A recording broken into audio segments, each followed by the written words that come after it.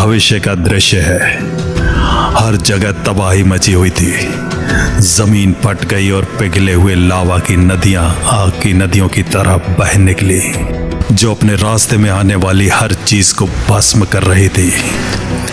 टूटे हुए घर बिखरे पड़े थे। सभ्यता के अवशेष राख में बदल दिए गए थे। शव गतिहीन पड़े थे, अराजकता के मूक गवाह। जबकि आकाश गहरे अपवित्र लाल रंग में चल रहा था। इस तबाही के केंद्र में गिरे हुए योद्धाओं के बीच एक विशाल आकृति खड़ी थी।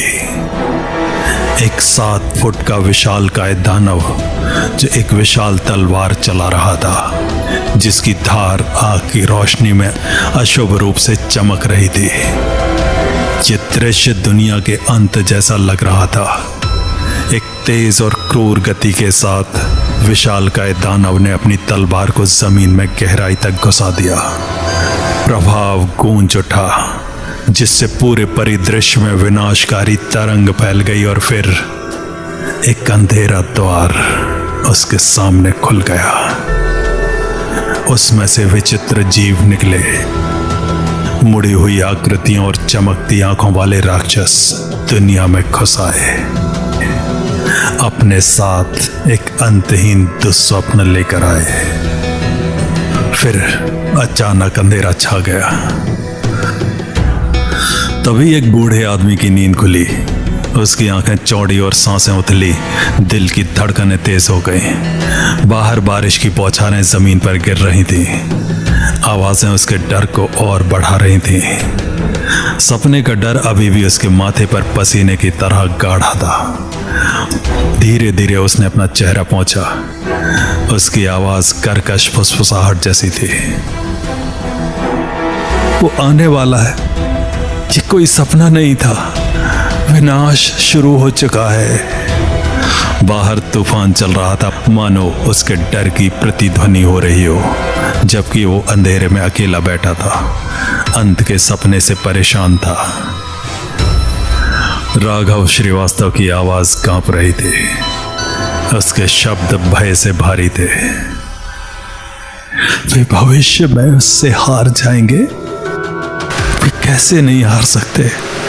वे उस शक्ति की उत्पत्ति के बारे में भी नहीं जानते, या ये भी नहीं जानते कि तबाही वास्तव में कब शुरू हुई।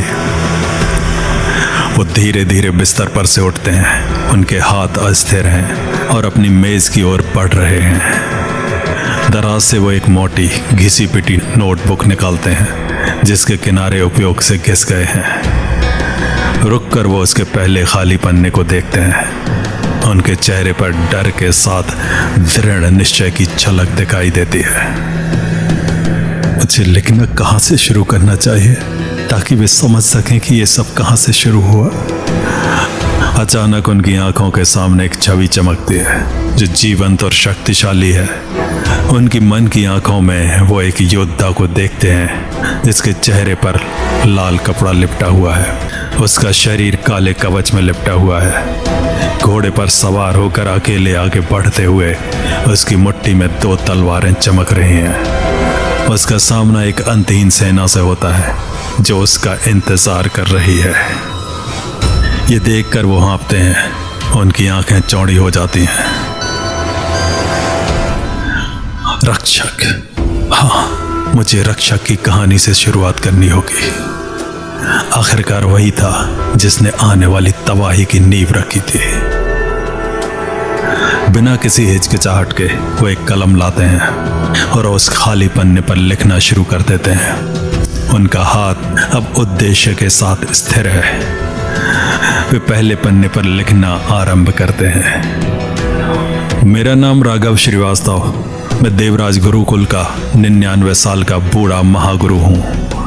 मैं ये कहानी इसी साल 2025 में लिख रहा हूँ। जो भी ये कहानी पढ़ रहा है या फिर सुन रहा है, उसे ये लग रहा होगा कि आखिर ये बूढ़ा आदमी इस उम्र में क्या लिखने बैठ गया।